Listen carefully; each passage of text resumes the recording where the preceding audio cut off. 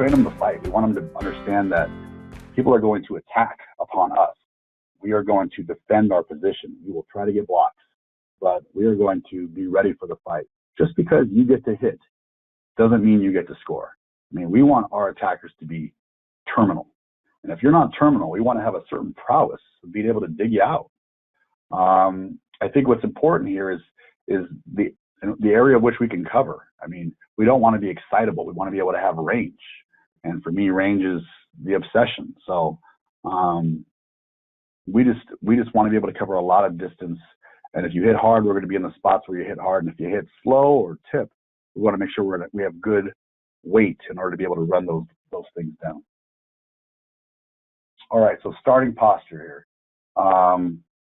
So starting posture is important for me because it's basically how you're going to begin it. And you know, this is going to have a little bit of difference depending on what your defense is going to be. So if your defensive base is close, then your players might be in a position where they need to retreat a little bit more. If your defensive base is back, you might need to run forward a little bit more.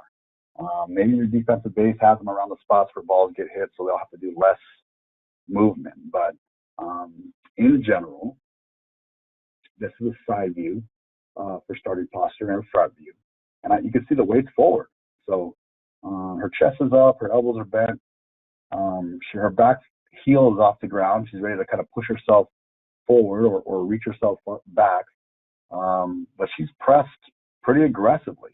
And so she wants to have her weight forward.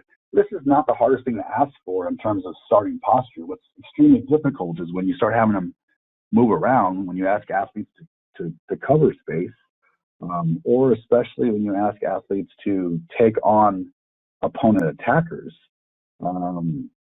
interesting dynamics happen. You'll see them rock their hips back. You'll see them go into more neutral weight or start in neutral weight and then rock their hips back to throw themselves forward. I like my defenders pressed, and I like really instilling the bravado that we're going to be pressed at our attackers, looking to take them on. Presented defender is basically when we want to cover our ground and really work to have a little bit more range here. So one of the things about the previous slide, I'm just going to go back, is she looks like she's really good to go forward and backwards. You know, she doesn't really look like, if she had to go sideways right now, she'd have to change what her body looks like. Right now, she's really built to go forward and back. You see her hips aren't necessarily, her chest isn't super low, so her hips aren't totally behind her. They're kind of up below her. But this is not so much of an aggressive stance where she has to rise those things up. She's close to where she wants to be. All right, so presented defender. And you see the side view here. She's a little bit more, her feet are apart, and she still has a pretty good press. I mean, her elbows are still bent, her chest is up.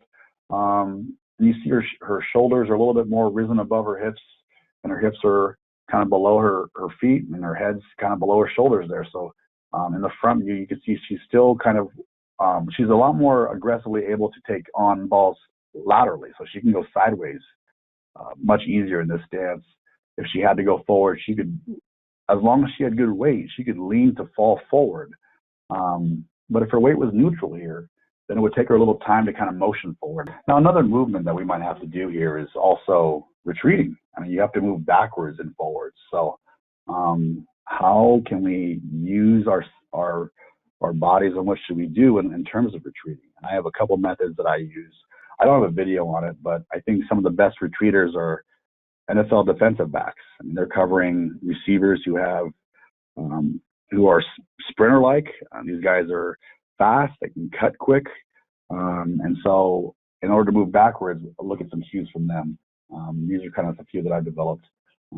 One is the fact that you see on the left, my player is going to kind of what I call get skinny. And the other one is if she has to backpedal, I let her backpedal. I mean, if you have some time that you can actually be in a defensive pose, and that's the one to the left, then might as well utilize that. Sometimes we don't have time and you have to clear distance.